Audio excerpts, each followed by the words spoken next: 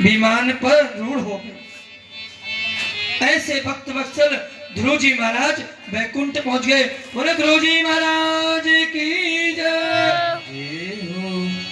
इसलिए कहते हैं भगवान का नाम जैसे कैसे तैसे जैसे भी हो नित्य प्रति जपना चाहिए। इन्हीं ध्रुव जी महाराज के वंश में आगे चलकर परम धर्मात्मा महाराज अंग का जन्म हुआ। उन अंग के पुत्र हुए बेन, जो बड़े ही नास्तिक। बेन ने जैसे राजसत्ता पाई, घोषणा कर दी अपने पूरे राज्य में कोई यज्ञ यागादि पूजा नहीं होगी। मैं राजा हूं, मैं ही देवता हूं, मेरी ही पूजा करो।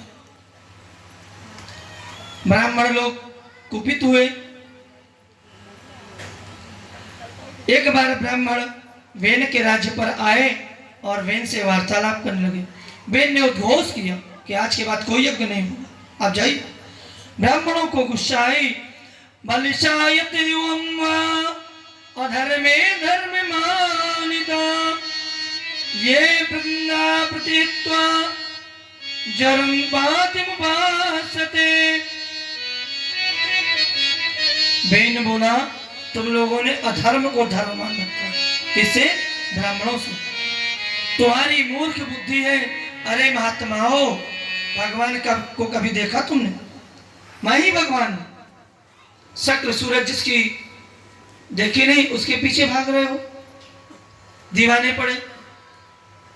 तो ब्राह्मणों ने श्राप दे दिया। बेन जलकर खत्म हो गया, शरीर पड़ा रहा। अब ये जो प्रजा है, ये दोनों तरफ चिट्ठी भी उसकी पट्टे भी उसकी। प्रजा ने कहा महाराज अभी तक राजा थे, दूसरा कोई राजा चढ़ाई नहीं करता था। आपने ब्राह्मणों हमारे महाराज को मार दिया, अब हमारे राज्य की राजसत्ता कौन संभालेगा? अब तो हाहाकार होने लगा। तब ब्राह्मणों ने ध्रुव की जो मृत शरीर पर था उसका मंथन किया। मथा जब देह सत्ता का मंथन किया तो उससे पृथु जी महाराज प्रकट हुए।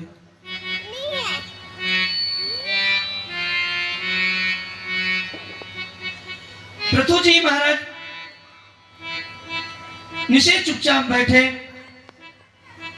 और एक बालिका प्रकट हुई। हाथ में पृथु जी के शंख के चक्र बने थे। तो ब्राह्मणों ने कहा साक्षात भगवान प्रकट हुए। समाधान कर सबने मिलजुल कर पृथु को चक्रवर्ती पद सौंप दिया। वेन का अभिषेक किया। बंदी जनों ने हाथ जोड़कर पृथु जी का जयकार और महिमा करने लगे। पृथु जी ने कहा रुको रुको रुको रुको, अभी तो मैं राजा बना हूं, मैंने कुछ किया नहीं और आप लोग मेरा गुणगान गाने लगे। राजा ऐसा नहीं होना चाहिए।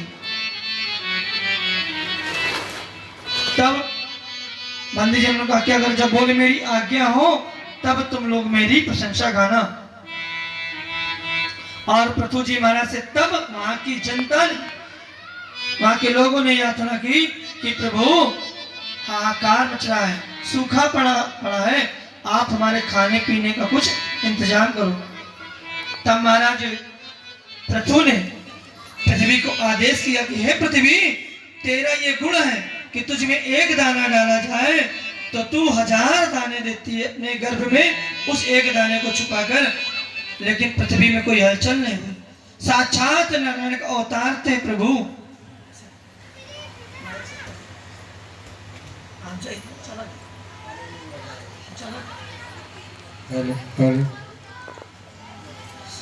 तब पृथु जी महाराज धनुष बाण लेकर पृथ्वी को मारने दौड़े। तब पृथ्वी कपने लगी और गाय का स्वरूप धरकर प्रकट हुई। बोले महाराज आज्ञा करिए। तब पृथु ने कहा देवी तुम अन्न दो। पृथ्वी कहती माँ से प्रेम से बालक जब कुछ मांगता है तो माँ अवश्य उसे प्रदान करती है। वही बालक जब लात मारता है तो माँ रुष्ट हो जाती है। इसलिए महाराज बालक बनकर मेरा दोहन जो कोई करेगा तो मैं सब कुछ उसे प्रदान करूंगी। और गाय खड़ी रही। पृथु जी महाराज को आदेश किया कि मेरा दोहन करो। तब पृथु जी महाराज ने गाय का वसुधा का दोहन किया और उससे जो रत्न छिपे थे सभी प्रकट हुए। सबसे पहले विधिवत पृथ्वी पर ग्रामवासियों की व्यवस्था बनाई गई। उत्तराखंड में पर्वत श्रृंखला को उठाकर किनारे रख दिया पृथु जी महाराज ने। नगर वासियों को, सबसे पहले राजा थे, नगर बसाया, सुंदर पृथ्वी पर राज्य कार्य संपन्न किया। जो 100 यज्ञ के निकट पहुंच जाता, यज्ञ करने लगे, तो इंद्र ने सोचा कहीं असत्क्रतु ना बन जाए तो मुझे अपना सिंहासन देना पड़े। तो इंद्र ने अश्वमेध यज्ञ का घोड़ा चुरा लिया। किसका? पृथु जी महाराज का। पृथु जी महाराज इंद्र से युद्ध में परास्त करके युद्ध में इंद्र को और वो घोड़ा ले आए। तब इंद्र ने क्या किया? पाखंड रचा, बाबा बन के फिर घोड़ा गायब कर दिया। पापस्त इत खंडा, पाखंड का वहीं से उदय हो। वही पाखंड दिखने में धर्म का ध्वजा लगाता है, वस्तुतः होता एक पाप का खंड ही। तब ध्रुव जी महाराज ने उस पाखंड को मिटाने के लिए कहा कि इंद्र तुझे क्या चाहिए? तो ब्राह्मणों ने कहा पृथु जी महाराज आप इंद्र को ना मारे, हम इंद्र को भस्म कर देते हैं। पृथु जी ने कहा आप ऐसा कर सकते हो? ब्राह्मणों ने कहा क्यों नहीं। ऋग्वेद में एक श्लोक है, दैवाधीनम जगत सर्वम मंत्राधीनश्च देवता ते मंत्रा ब्राह्मणाधीना तस्मात् ब्राह्मण देवता। पृथु जी महाराज ने आज्ञा दे, जाओ ब्राह्मणों आप ही निपट लो इंद्र से, यज्ञ नहीं करने दे रहा। अब जब ब्राह्मण आहुति देने लगे, इंद्राय स्वाहा नहीं इंद्र स्वाहा। ब्रह्मा जी का प्रकट हुआ, बोले प्रभु ब्राह्मणों क्या कर रहे हो? इंद्र स्वाहा हो जाएगा तो देवताओं का राजा कौन है? पृथु जी महाराज ने ब्रह्मा जी के वचनों का आदर रखते हुए ब्राह्मणों को मना कर दिया। बोले प्रभु रुको, देवताओं भू देवता कहा जाता है ब्राह्मण को। बोले रुको, बंद कर दो। इंद्र के प्राण बचाए गए और भगवान नारायण प्रकट हुए। भगवान नारायण पृथु से बोले महाराज पृथु अपने पितामह ब्रह्मा का आदर रखकर मुझे प्रसन्न कर दिया। जो बुजुर्गों का सम्मान करता है बड़ों का, उससे देवता भी प्रसन्न होते हैं।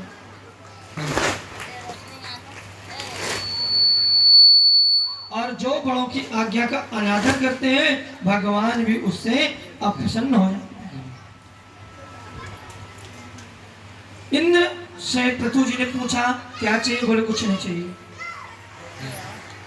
आप प्रसन्न हैं, मुझे सर्वस्व मिल गया, फिर भी आप कुछ देना चाहते हैं तो मुझे 10,000 कान दे दीजिए। आपकी कथा 2 कानों सुनकर मुझे तृप्ति नहीं होती।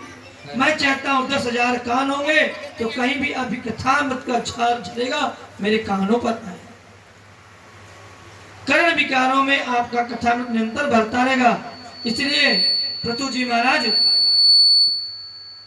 सरकार हमें विश्वास है, यदि लक्ष्मी जी से हमारा कदाचित कलह हो भी गया तो हम हमारे प्रश्न में रहेंगे, क्योंकि मैं आपके स्वभाव को खूब अच्छी तरह जानता हूँ। पृथु जी महाराज कहते हैं आपकी सेवा के लिए कदाचित जुगचन्नी से हमारा कोई विरोध हो गया तो आप हमारे अपने भक्तों के पक्ष में रहें। पृथु जी महाराज की दिव्य भावना से संतुष्ट होकर भगवान नारायण अंतर ध्यान हो गए। पृथु महाराज ने धर्म की ध्वजा चारों तरफ स्थापित की और सारी प्रजा को बुलाकर पास में बैठाया और प्रजा से कहा कि अनाप शनाप जो राजा बकने लगे वे राजा नहीं होते, जो प्रजा का पालन करे वही राजा कहलाता है।